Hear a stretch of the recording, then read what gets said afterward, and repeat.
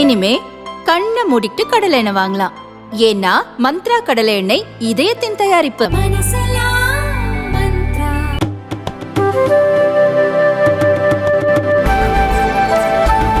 தேர்தல் பிரச்சாரம் மேற்கொள்வதற்காக அமைச்சர் ரோஜா ஊருக்குள் வந்தபோது பொதுமக்கள் கடும் எதிர்ப்பு தெரிவித்தனர். ஆந்திர அமைச்சர் ரோஜா நகரி தொகுதியில் இருந்து சட்டமன்றத்திற்கு மீண்டும் போட்டியிடுகிறார். ஆனால் அவரை வேட்பாளராக அறிவித்ததை கண்டித்து தொகுதியில் உள்ள ஆளுங்கட்சி பிரமுகர்கள் பலர் கட்சியில் இருந்து விலகி எதிர்க்கட்சிகளில் சேர்ந்து வருகின்றனர்.